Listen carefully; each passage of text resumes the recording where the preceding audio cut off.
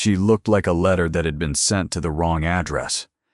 That was Corwin Stroud's first thought when the afternoon coach pulled into Garnet and the door swung open and the woman he had sent for stepped down into the Montana dust. She was small, not delicate small, not the kind of small that suggests fragility and makes men want to carry things, just small. The kind of small that gets overlooked in a room, passed over in a crowd, seated at the back of a church without anyone noticing she had arrived or wondering when she had left. She wore a brown dress that had been practical once and was now merely brown. Her hair was pulled back in a way that did nothing for her face and seemed to know it and not care.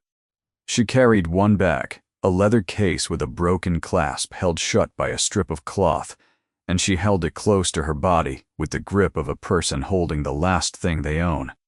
She stood on the platform and looked at the town of Garnet, Montana, with an expression that was neither impressed nor disappointed. She simply looked, taking it in, reading a page before deciding whether the book was worth finishing. Corwin had been standing at the post rail for 20 minutes, which was 15 minutes longer than he had planned, because the coach had been late, and because standing still in town made him feel like an exhibit. He was 31 years old, 6 feet and some change, built the way the territory built men who survived it.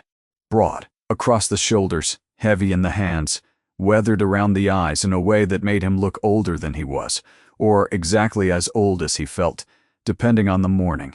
He ran the Whetstone Creek Ranch, or what was left of it. 460 acres of grassland and timber in the shadow of the Absaroka Range. Land his father had claimed and worked until his death, and his father before him. Good land. Land that could carry 80 head of cattle, and had, once, when there had been enough hands to work it and enough order in the house to keep a man from drowning in the details that had nothing to do with rope or leather or fence post. There had been a wife, Senna. She had died in the spring of 1881, 2 years ago now, taken by a hemorrhage after a stillbirth that had left Corwin standing in a room that was suddenly empty. In a way, no room should be. He did not talk about this. He did not have to. Everyone in Garnet knew, the way small towns know things, not through conversation but through a kind of ambient awareness that settles over a community like weather. Since Senna's death, the ranch had come apart slowly, the way things do when the center is removed. Not all at once, not dramatically, just a loosening. Fences that went unrepaired an extra week, then an extra month. Meals that became something eaten. Standing over a stove, rather than sitting at a table.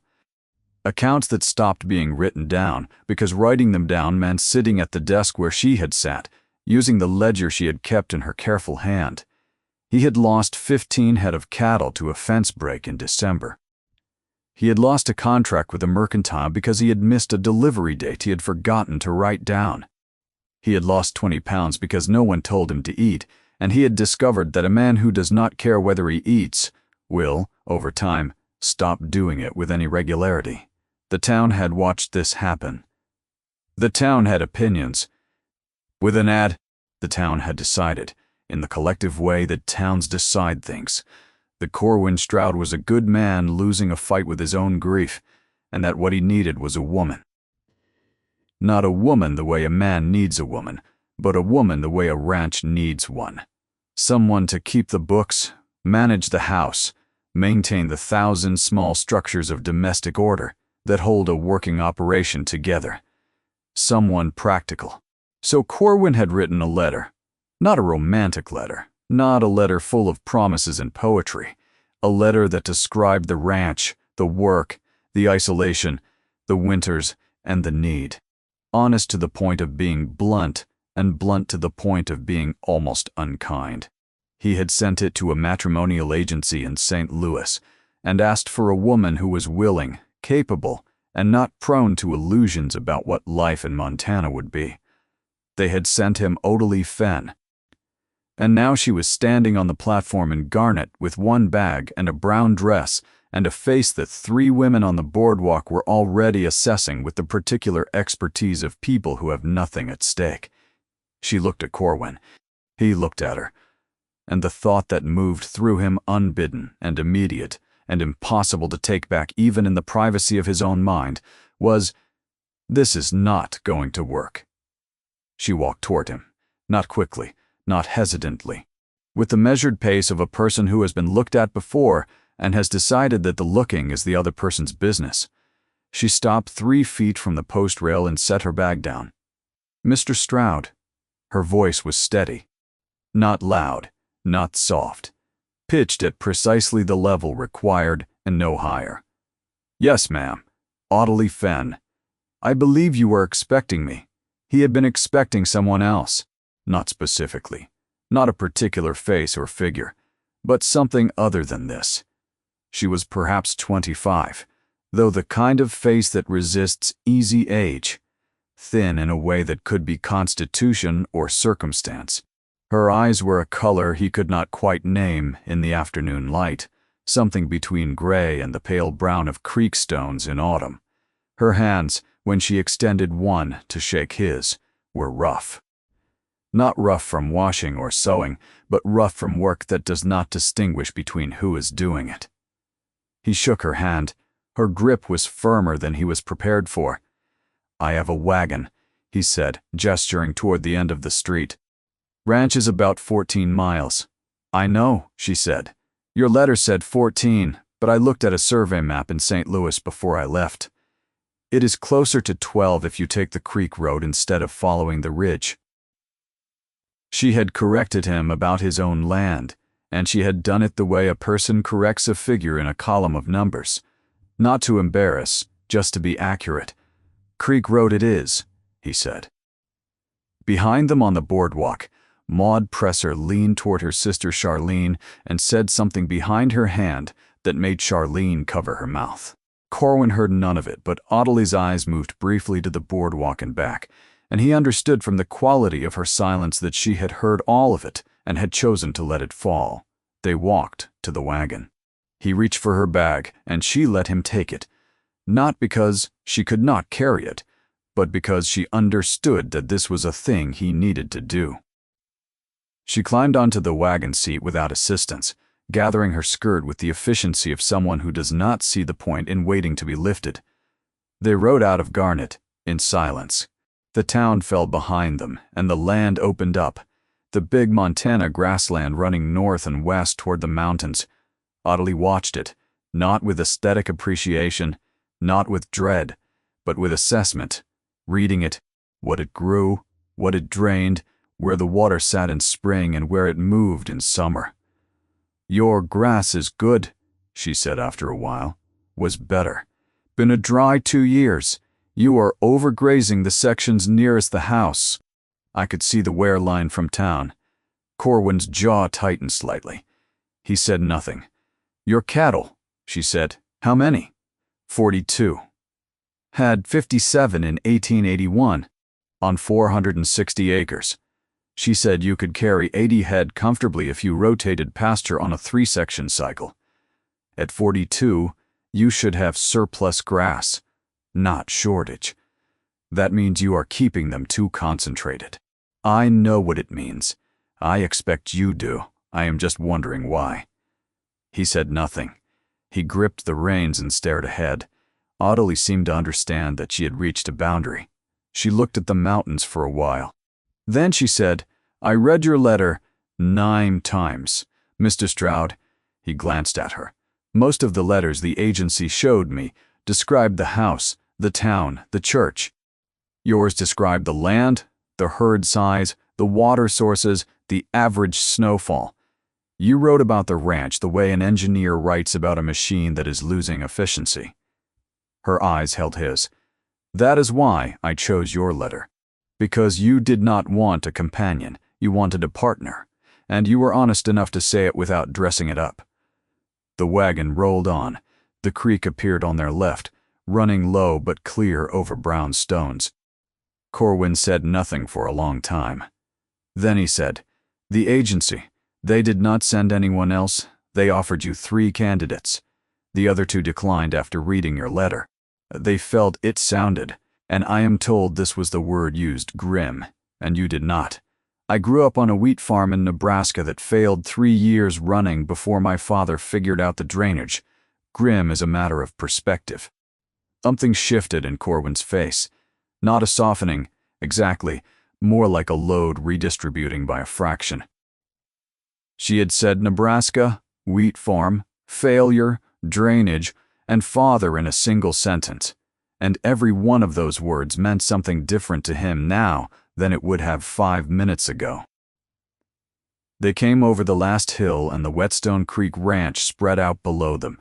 The house, 2 stories, white once, gray now, with a porch that sagged at the south end. The barn, large and solid but missing part of its north wall where a storm had torn the siding off in January, and Corwin had covered the gap with canvas that was itself now tearing. The corral, holding 6 horses and 1 mule, who stood apart with the posture of an animal who has opinions about everything and shares them with no one. The pastures fenced unevenly, one section held together by stubbornness rather than any structural principle. Ottilie looked at it all. She looked for a long time. "It is a good ranch," she said. Corwin almost laughed. "It is a wreck. It is a good ranch that has been neglected by a man who has been too busy surviving to maintain it." "Those are different things, Mr. Stroud." She said it without pity, without judgment. What is wrong can be named, and what is named can be addressed, and what is addressed might, with enough effort and enough time, be fixed. No one had said anything like that to him in 2 years. No one had separated the ranch from the rancher and found the ranch worth believing in. He climbed down and reached for her bag. "I will show you the house," he said. He showed her the house quickly, with explanations that were half apology. The kitchen, where dishes occupied every surface. The sitting room, where dust covered the mantel and unopened mail rose from the desk. The bedroom upstairs that would be hers, clean at least, because he had spent the previous day scrubbing it with desperate energy. Senna kept the books, he said, standing in the doorway of the small office. The accounts, the cattle records, the contracts. She had a system. After he stopped. "I could not make sense of her system, and I never built my own." Ottilie looked at the desk, ledgers stacked at angles, loose papers, envelopes months old. She picked up a ledger and opened it, turned 3 pages, turned 3 more. Something in her posture shifted, a recognition, a language she already knew. "May I?" she asked. He gestured. "Go ahead." She sat down and opened 2 more ledgers. Her finger moved along columns of numbers, stopped, moved back. She pulled a loose sheet from a pile and compared it to an entry. Then another. "Mr. Stroud," she said. "What?" "You have been double paying the feed account in Garnet since October of 1881. The mercantile has been billing you monthly, and you have been paying both the invoice and a separate charge that appears to be the same bill resubmitted under a different reference." Corwin stared at her. "You have overpaid by roughly." She traced a finger down the column. $85. In Montana in 1883, that was 10 head of cattle. A season's provisions, the difference between a ranch that limped through winter and one that did not. "That is not possible," he said. "The numbers are here," Ottilie said. "Both invoices, both payments. Your wife's ledger was meticulous through February of 1881. After that, the system she used for cross-referencing was not followed. Nearly 2 years of double payment, sitting right here waiting for someone to read them properly." She closed the ledger. "I can sort this out in a week, and you should speak to Mr. Furlow. $85 is a conversation worth having." Corwin looked at her, at the desk he had avoided for 2 years, at this woman reading numbers with the precision and conviction of someone for whom what the numbers say is true, and what is true can be acted upon. He nodded. That night he lay in bed and listened to the house, which sounded different with someone else in it. Not the sounds of Senna, not the weight and rhythm of a person he had known for 8 years and memorized completely. Just the awareness of another presence behind a closed door. He was not sure what to make of Ottilie Fenn. She was not what he had expected, But he was beginning to suspect that what he had expected had been wrong in a way he could not yet describe. He slept poorly. He woke to the smell of coffee. She was in the kitchen at first light. The stove was going, the dishes had been washed, there was coffee and something on the stove that smelled like actual food, not the burned fuel he had been feeding himself for 2 years. "I have made a list of what is needed," she said, gesturing to a piece of paper on the table. "I am going to walk your fence line this morning, all of it. The books will tell me what you have lost. The fence will tell me why." "That is a full day's walk," he said. "Then I should start early." She was pulling on Senna's old coat, which she had found on a hook and put on without comment, and which fit her poorly, when the sound came from the barn. A scream. Not human. The high, wild scream of a horse in terror, followed by the crash of splintering wood and the hammering of hooves against stall boards. Corwin was out the door before the plate stopped spinning. The black mare. He had bought her in the fall from a trader who had sworn she was manageable, which had turned out to be true only if your definition included kicking through a stall wall every third morning and biting anyone within reach. She had put one hired hand in bed with a cracked rib. Corwin kept her because selling her meant admitting he had been swindled, and a man who has lost as much as Corwin Stroud will hold on to his pride in strange places. She was down in the stall. On her side, her right hind leg caught between 2 boards she had kicked apart, thrashing with blind panic strength. "Do not go in," Corwin said, because Ottilie was behind him. Ottilie looked over the stall door for 5 seconds with the focus of someone who has seen this before. "She is not injured," she said. "She is cast. Her leg is wedged, not broken, but if she keeps thrashing, she will fracture it. Do you have tallow? Anything slick? There is tallow in the kitchen. Get it." He got it. He did not know why he was taking orders from a woman who had been on his property for less than a day, but she had spoken with the same certainty with which she had read his ledgers, and something in him responded to certainty, the way a lost man responds to a compass bearing. When he came back, she was already inside the stall. She had taken off her coat and was crouched near the mare's hindquarters, one hand flat on the animal's flank. And the mare, the same mare who had bitten Corwin twice and sent grown men limping, was still not calm exactly. Still, something in the pressure of that hand told the animal that this human was not a threat, and not a fool, and not afraid. She worked the tallow around the trapped leg, talking to the horse in a voice so low Corwin could not make out the words, just the tone. Steady and continuous, a promise that someone was there and knew what came next. The thrashing stopped. She worked the leg free, guided the mare to her feet, ran both hands down the freed leg from hip to hoof. "She is sound," Ottilie said. "She will be sore for a day. Replace these 2 slats. They are too wide apart for a horse that kicks." She stepped out of the stall and put on her coat. She looked at Corwin. "I grew up with horses," she said, "before the wheat farm. My mother's family raised them in the Lehigh Valley in Pennsylvania. Drafts, mostly. I could read a horse before I could read a book." "I am going to walk your fence line now," she said. "If the mare fusses, talk to her. Low and steady. She does not need to like you yet. She just needs to know you are not going to surprise her." She walked out into the cold morning, and Corwin stood in his own barn holding a pot of tallow and wearing the expression of a man whose expectations have just been rearranged. From inside the stall, the mare made a sound.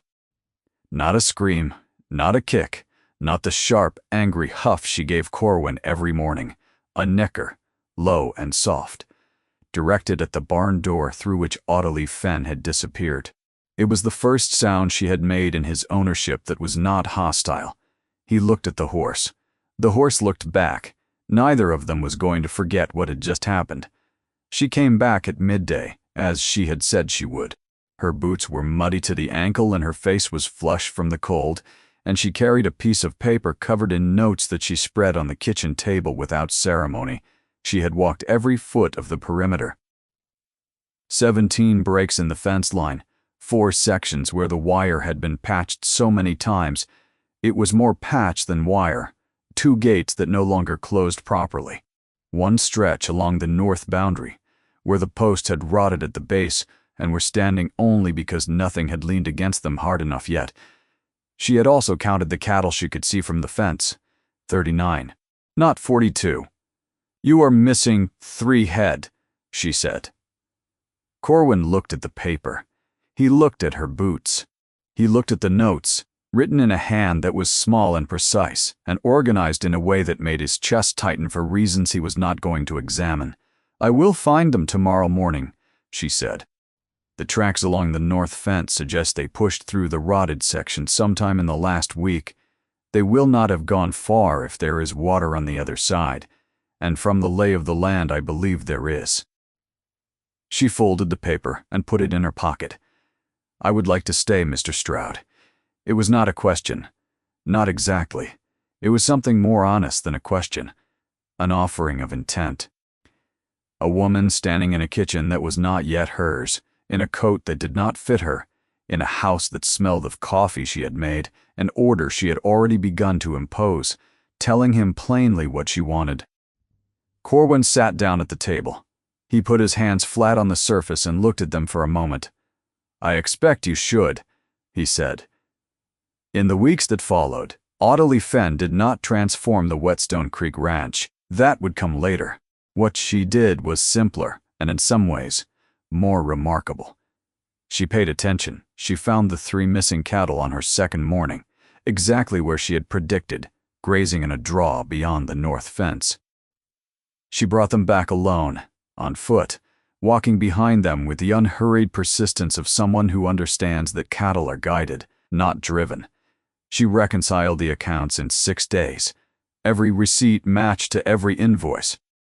Every entry organized into a system built for the ranch as it was now, not as it had been. She went to the mercantile on the 7th day. Corwin offered to go with her. She said that would not be necessary. What happened between Audley Fenn and Furlow at the Garnet Mercantile became, over time, one of those stories a small town tells itself with increasing relish. She walked in with the ledger under her arm. She sat across from Furlow, who was a large man with a red face and the comfortable confidence of someone who has been the only supplier in 30 miles for 15 years. She opened the ledger. She showed him the duplicate invoices, the duplicate payments, the total, all of it with the calm precision of a woman presenting weather. Furlow's face went from red to white and back to a deeper red in a journey that several witnesses later described with considerable enjoyment. The $85 was returned in full by the end of the week, along with a feed credit Audley had negotiated as a goodwill adjustment and Furlow had called something else entirely, though not to her face. She set the money and the credit on the kitchen table without ceremony. "I suggest we put 40 toward replacing the north fence posts and the rest toward winter feed. You have been underfeeding by roughly 15%, which explains why your cattle are like going into winter." Corwin looked at the money. He opened his mouth and found nothing adequate to say. He closed it and nodded, and the nod contained something that might, if examined, have resembled gratitude. She began the fence work the following Monday. She was not strong enough to set posts alone, and did not pretend otherwise. But she could dig, string wire, measure, and organize the work so that when Corwin came to set the heavy posts, everything was prepared. Every hole at the right depth, every post cut to the right length, every piece of wire measured and coiled and waiting. She turned 3 weeks of solitary labor into 10 days of partnered work, where no step was wasted and no morning began with the dispiriting question of what to do first, because she had already answered it the night before. They did not talk much during the fence work. They did not need to. There is a language between 2 people doing physical labor side by side, a vocabulary of gesture and anticipation that has nothing to do with words. She learned when he needed the wire held taut and held it without being asked. He learned when she needed a post steadied and steadied it without being told. And somewhere on the north fence line, on a cold Tuesday with the Absaroka Range, white against a sky so blue it looked enameled, they fell into a rhythm that was neither his nor hers, but something that belonged to both of them, and to the land, and to the fence they were building together. Corwin noticed this. He said nothing about it. But he noticed. The mare, whom Corwin had never named because naming a thing means keeping it, began to wait at the stall door every morning. Not for Corwin, for Ottilie. She brought the mare an apple each day. Not as a bribe, she told him. As an introduction. You do not make friends with a horse by asking for trust. You make friends by showing up at the same time in the same way every day until the horse decides you are a fact of its life rather than an interruption. That is when the real work begins. She named the mare Vesper. Corwin did not ask why. The name settled onto the horse the way right names do, as though it had always been there. By the end of November, Ottilie had walked every acre of the property. She had mapped water sources, drainage patterns, and soil differences. She had identified which sections grew thick in wet years and which went sparse, where the wind hit hardest and where the timber offered shelter. She recorded everything in a notebook she kept in the pocket of Senna's coat, building a portrait of the land in ink and observation, more thorough than anything Corwin had ever seen. She asked questions every evening. Not personal questions.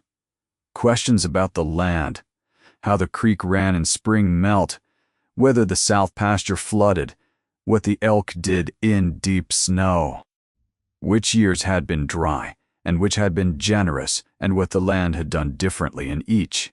The questions of someone not passing through, but learning a place through sustained attention to what it reveals when it does not know it is being studied. Corwin answered her. He found, to his surprise, that he wanted to. There was a pleasure he had forgotten in talking about this land with someone who listened with her whole attention, pencil moving, with follow-up questions that showed she understood not just what he said, but what he had meant by it, and sometimes understood things he had meant but had not known how to say. Every evening a little more. The conversation at the table running longer, ranging across the land and the seasons and the small accumulated knowledge of a place that can only be gained by living on it and paying attention. Corwin had not talked this much in 2 years. He had not known he wanted to. The town had opinions. Maud Presser told anyone who would listen that the Stroud woman was plain as a fence post and twice as stiff, that she had no charm, no warmth, no softness about her, that she walked around in that dead woman's coat like she owned the place, which she did not, a point Maud considered important and repeated often, but quieter voices carried different weight. Harlan Kemp at the feed store mentioned that the Whetstone Creek account was current for the first time in 2 years. Doc Ever reported that the house was clean, the man had gained weight, and there was a woman at the table doing accounts with a focus he had not seen since Senna was alive. And Phineas Greer, who ran the livery and knew horses like weather, said he had seen Ottilie put a halter on that black mare without the animal so much as pinning an ear. That alone, he said, told him everything. She is not what they expected, Phineas told his wife that evening, which is precisely why she is what he needed. One evening in early December, when the first hard snow had buried the fence posts to their second wire and turned the world outside into a blue-white silence, Ottilie sat at the kitchen table after supper with her notebook open and her pencil still. She was not writing. She was looking at something that was not on the page. Corwin was washing the dishes. He glanced at her and recognized the stillness for what it was. A person sitting with something they have carried a long time, something grown heavier from the sheer accumulation of days spent holding it. He dried his hands. He sat down across from her. "You have not told me about Nebraska," he said. It was not an accusation. It was an opening, offered gently, so that whatever was on the other side had room to come through at its own pace. Ottilie closed the notebook. "My father's name was Aldous Fend. He was a good man who was bad at farming. He knew it and did it anyway because the land was cheap and he had 3 daughters and no sons, and believed that owning land was the only safety he could give his family. The farm failed in 1875, drought. It failed again in 1876. grasshoppers. He borrowed against the deed and planted again in 1877, and that was the year he understood the drainage. The field had been drowning every spring. He dug new channels, redirected the flow, and the wheat grew. Not abundantly, but enough. He died in 1879. Typhoid.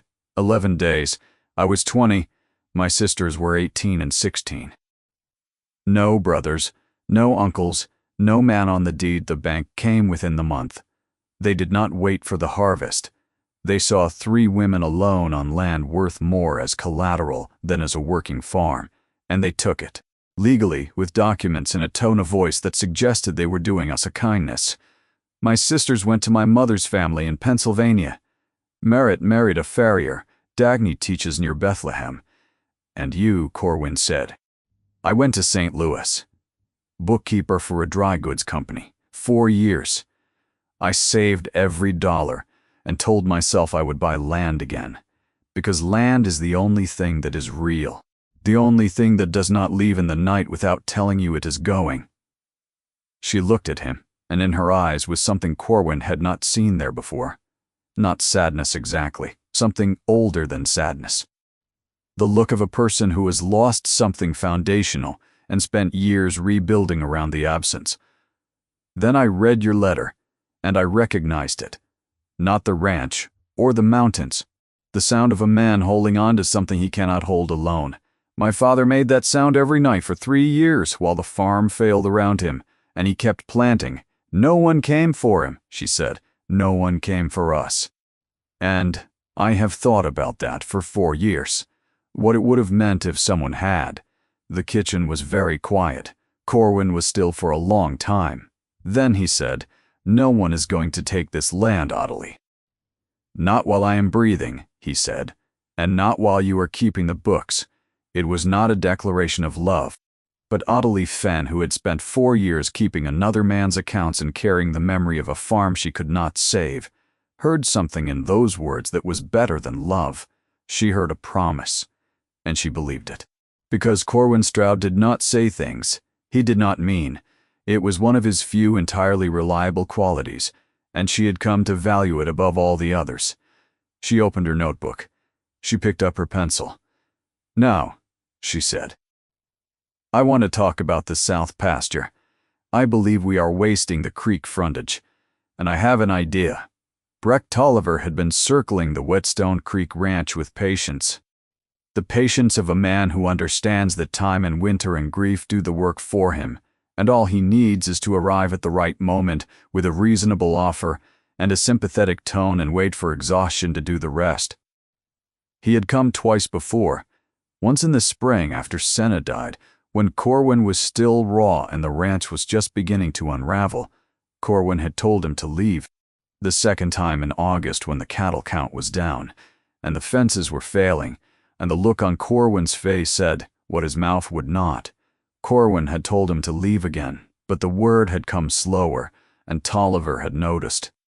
Now it was December, and Tolliver was back. He came in a wagon with 2 men riding alongside. Not gunmen exactly, but men whose presence communicated something that did not need saying.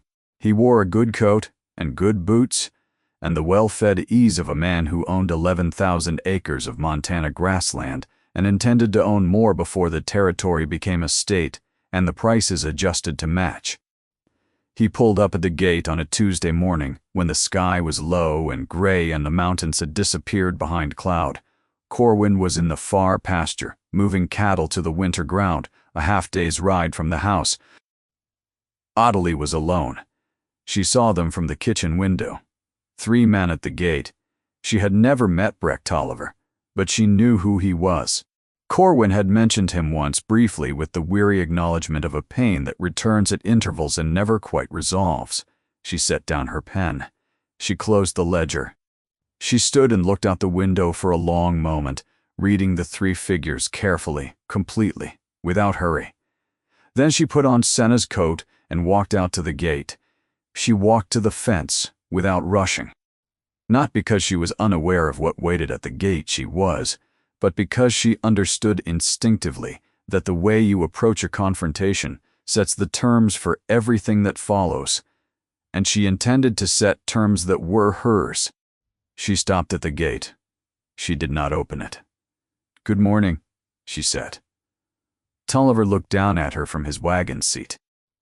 He was perhaps 50, thick through the chest and neck, with a trimmed beard and eyes that moved over her with the quick, dismissive assessment of a man accustomed to categorizing people in the first 3 seconds and rarely finding cause to revise his opinion afterward.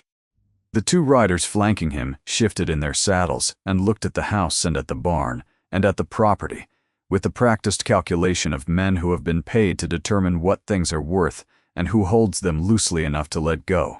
"I am here to see Corwin Stroud." Tolliver said Mr. Stroud is working the far pasture today. "I manage the household and accounts for Whetstone Creek. You may speak with me." A beat of silence. The faintest suggestion of amusement moved across Tolliver's face. Present, then gone, but visible. "And you would be the wife. The one from St. Louis, Ottilie Fenn." Yes, he studied her. The brown dress visible beneath the borrowed coat. The small frame, the wind-pushing hair across a face that offered nothing to look at twice by the standards men like Tolliver applied to women, which were the same standards he applied to cattle and land, superficial and oriented toward what could be used. He saw exactly what he expected, a woman who did not belong in this landscape and would not survive it. "Mrs. Stroud, I have a standing offer for this property. $350. It is a fair price given the current condition of the operation. I have been patient with your husband. But this winter is going to be hard, and I think we both know that sentiment does not keep cattle alive." The tone was soft, reasonable. The voice of a man explaining an inevitability to someone who would in time have no choice but to agree. Ottilie looked at him for a moment. Then she said, $350. "That is correct. For 460 acres with year-round water access, 2 natural windbreaks, and creek frontage on 3 sides, standing timber rights, and a carrying capacity of 80 head at full rotation." Tolliver's expression shifted.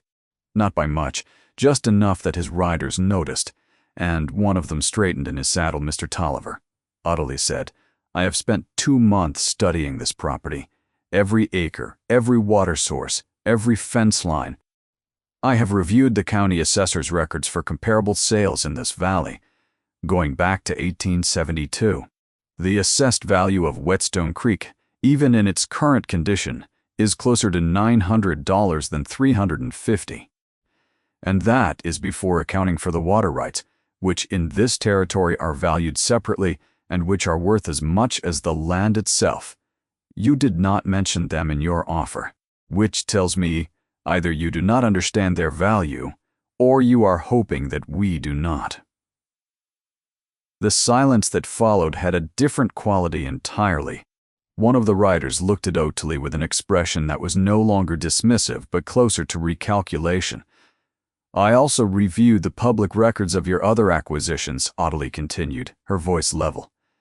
"The Houghton Place, the Burker property, the Donna Ranch south of the river. In each case, the sale price was 40 to 60% below assessed value.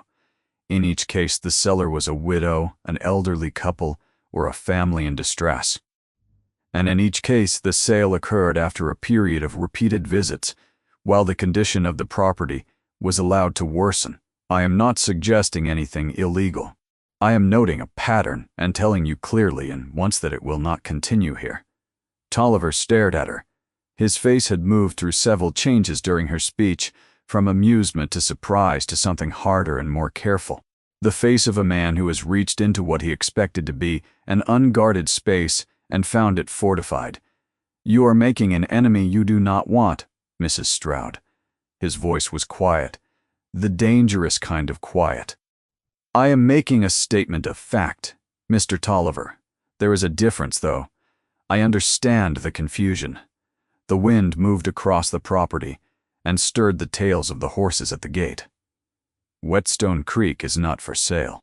If you wish to make a future inquiry, direct it to our attorney in Garnet, whose name I will provide. You do not have an attorney. I will by Friday. And I will instruct him to file a record of every approach you have made to this property with the county assessor's office, not as a complaint, as a matter of public record, so that the pattern I mentioned has documentation. Should anyone in the territorial government ever wish to examine it. Tolliver looked at Audley Fenn, who was 5 feet and 3 inches of wind-chapped determination, and who had not raised her voice or moved from the gate or done a single thing that could be called aggressive, and who had dismantled his position with nothing more than numbers and county records. "This is not finished," he said. "I expect not," Audley said, "but it is finished for today." Tolliver turned the wagon. The 3 of them disappeared around the bend. Audley stood at the gate until the sound faded entirely. Then she walked back to the kitchen and sat down and opened the ledger and picked up her pen. Her hands were shaking, just slightly, just enough that the pen trembled for several seconds before it steadied. She had never done anything like that in her life. She did not regret it. Corwin came back from the far pasture at dusk. He saw the wheel tracks and the hoof prints and was through the kitchen door before his horse had fully stopped. "Who was here?" he said, his voice tight. "Breck Tolliver," Audley said without looking up. "He offered $350. I declined. I also informed him his offer was 60% below assessed value, that I had reviewed his acquisition history, and that future approaches should go through our attorney. We do not have an attorney. We will by Friday." She looked up, someone local whose presence communicates that we are not temporary. Corwin sat down hard. "You told Breck Tolliver, with 11,000 acres and 2 armed men, that his offer was predatory. I did not use the word predatory, though I considered it." Something moved across his face. Fear that Tolliver would return harder, anger that he had not been there.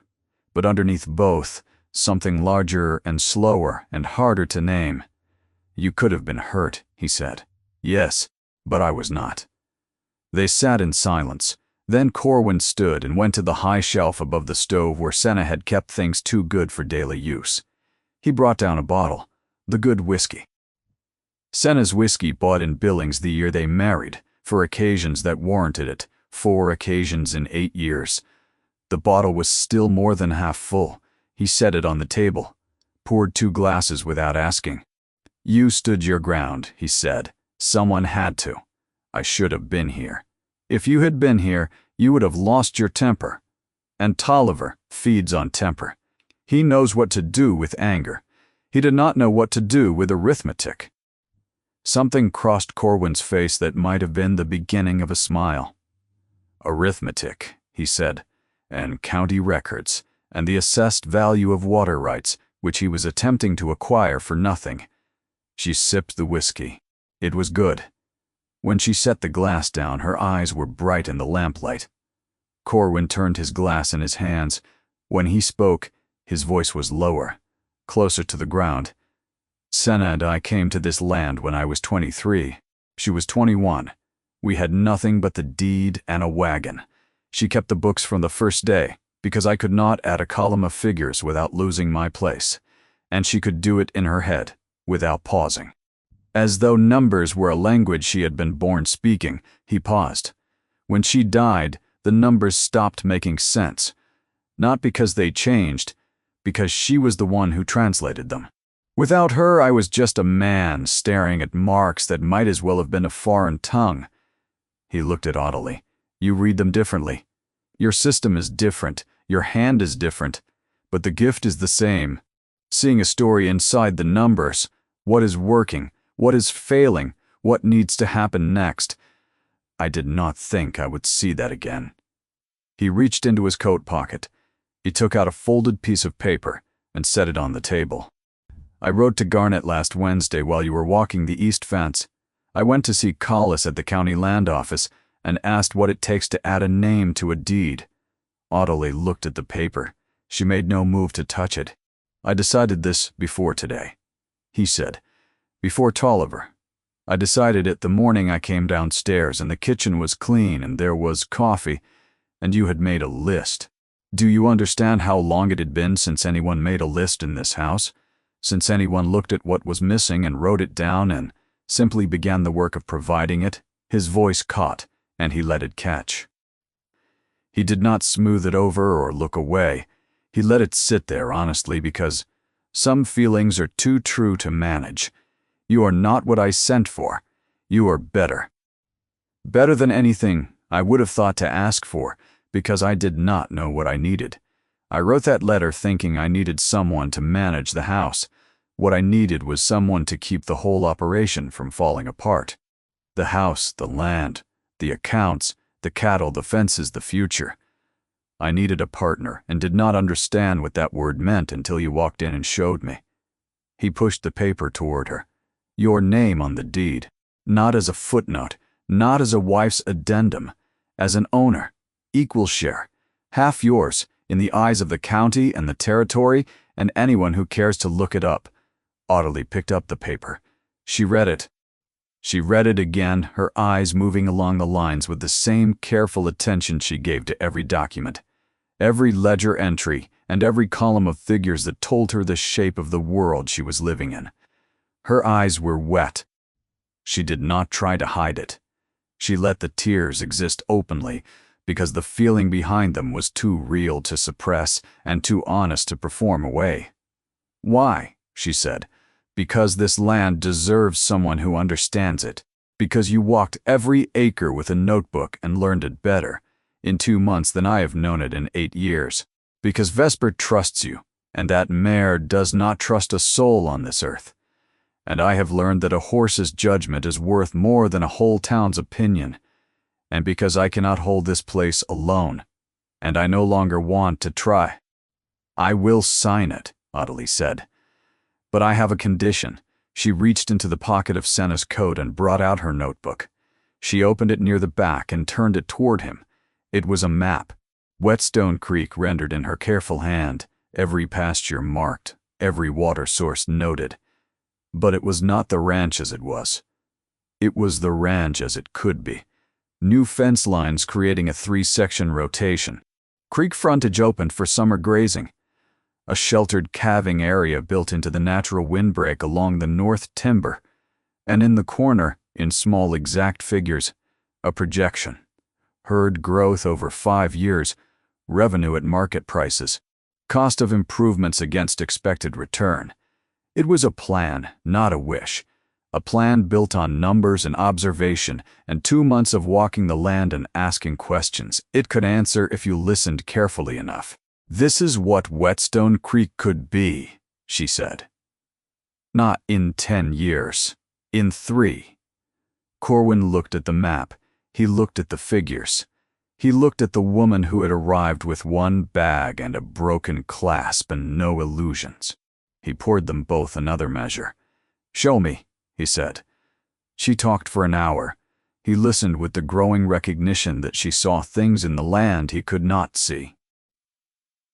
She had a vision that went beyond surviving winter and reached into a future he had stopped imagining the day Senna died. They talked until the fire burned low and the notebook pages were spread across the table. When they stopped, the house was quiet in a new way. Not the silence of absence, the silence of 2 people sitting with something they have built together and knowing it is good. Good night, Mr. Stroud. Good night, Ottilie. She stopped at the foot of the stairs. Thank you for the deed. Thank you for everything else. She went upstairs. Corwin sat looking at the empty bottle. 4 occasions, in 8 years, and now a 5th. And sitting there in the kitchen of the house, he had built with his first wife's hands beside his own. He understood something. He was not replacing Senna. No one could replace Senna. But the heart is not a house with 1 room. It is a house with many rooms, and some of them sit closed and dark for years, and some you did not know existed until someone walks in and opens the curtains and lets the light come through. He put the cork back in the bottle. He went to bed. Outside, Vesper stood quiet in her stall. The ranch sat in the snow and the dark and waited for morning.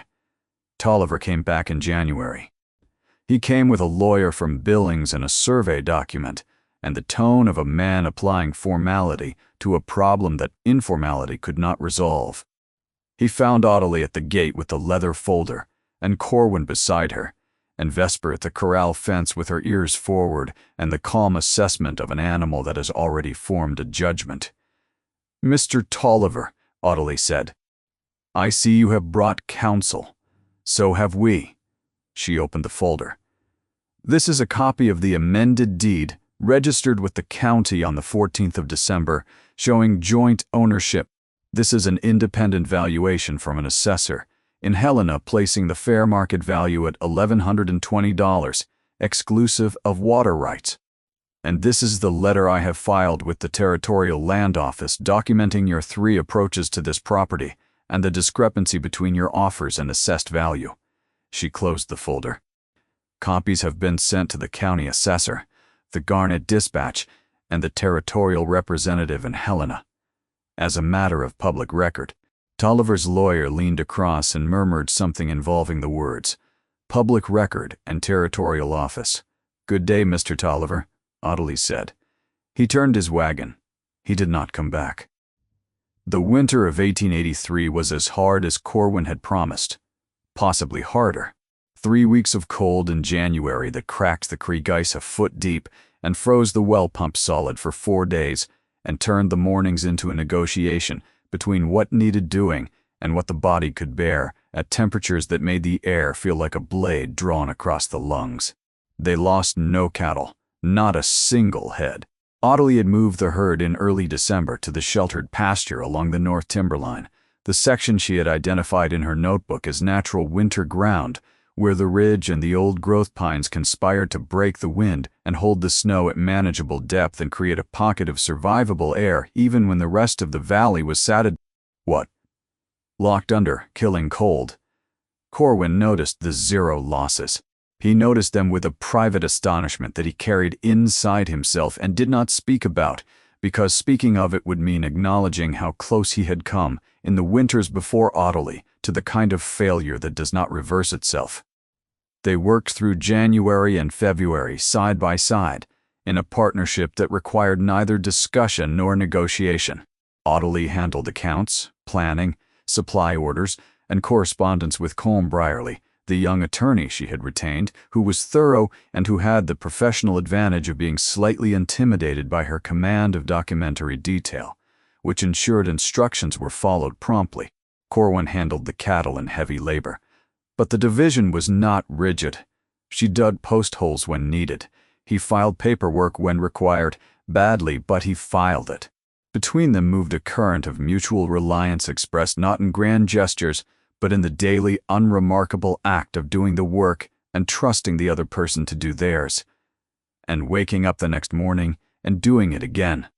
Vesper, entirely Audley's horse now, in every practical sense, carried her through the deep snow on days when walking was not possible. The mare, who had bitten and kicked and resisted every hand laid upon her, moved beneath Audley with the steady, attentive calm of a horse that has finally found its person and intends never to be separated. Corwin watched them go out one morning, Audley small in the saddle, and Vesper stepping through knee-deep drifts with a patience and sureness he had never seen in the animal, and he stood at the barn door and shook his head and said nothing, because some things benefit not from commentary but from being witnessed.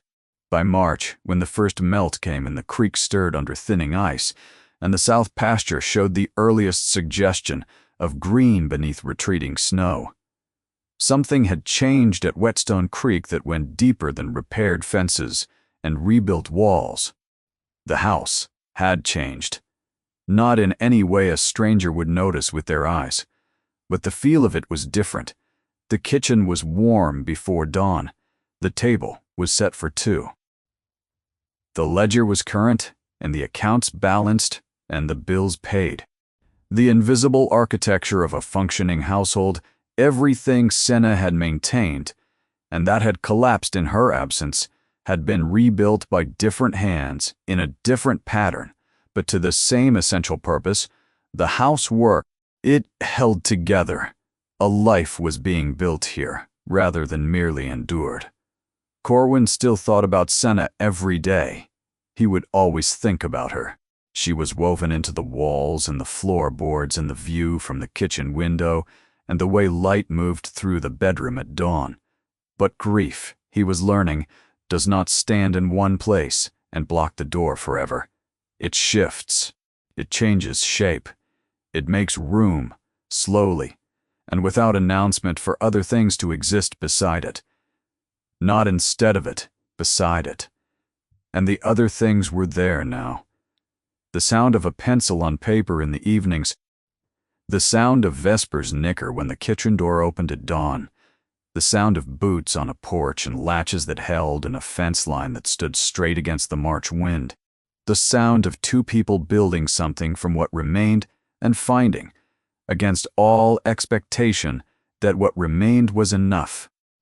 On the first warm evening in April, when the snow had retreated to the highest peaks and the south pasture was fully green and the creek was running fast over clean stones, Ottilie saddled Vesper and rode the full perimeter. She did this weekly, now, not because there were problems to find, but because she wanted to see it, the fence line, solid and straight.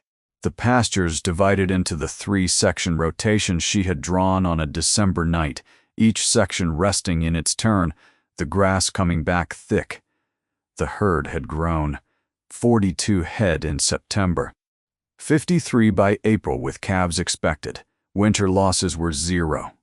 Feed costs were down because the rotation was producing exactly what her numbers had predicted.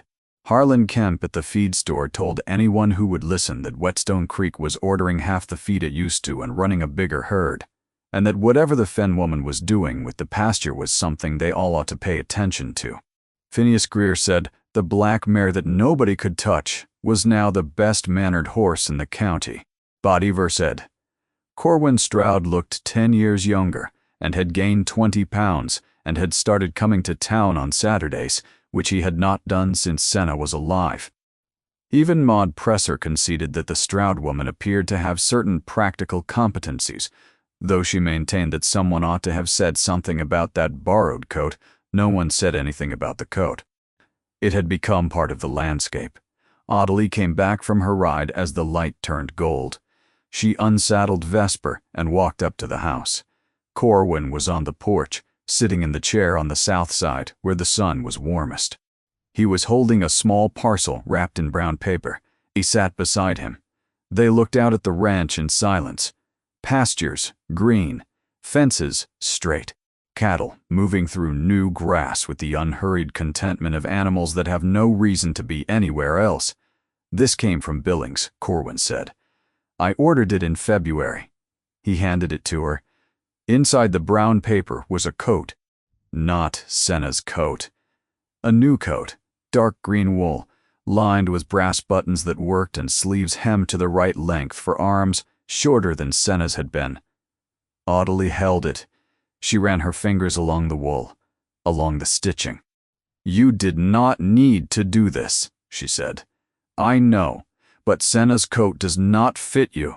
It never did, and you deserve one that does. She looked at him, and in that look was everything since September. The stagecoach, and the dust, and the boardwalk, and the wagon, and the ledger, and the $85 and the fence line, and Vesper, and Tolliver, and the whiskey, and the deed, and the notebook, and the winter, and every morning, and every evening, and the silence that had become, over the months.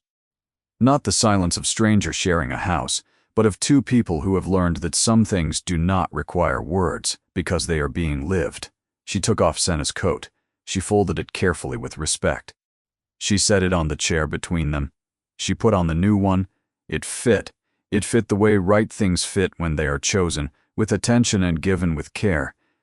It is a good coat, she said. It suits you, he said. They sat on the porch in the last of the April light. Below them, the ranch spread out in the long gold of evening. The ranch that had been a wreck in September and was not a wreck now. The ranch that a town had pitied and a speculator had circled and a hard winter had tested, and that had held.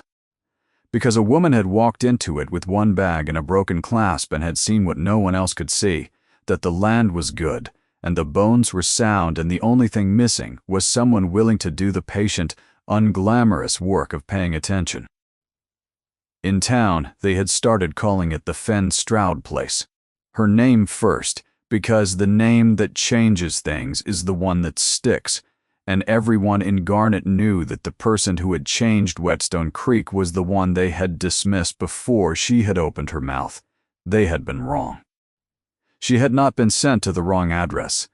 She had been sent to exactly the right one. She had just arrived before anyone, including herself, was ready to see it.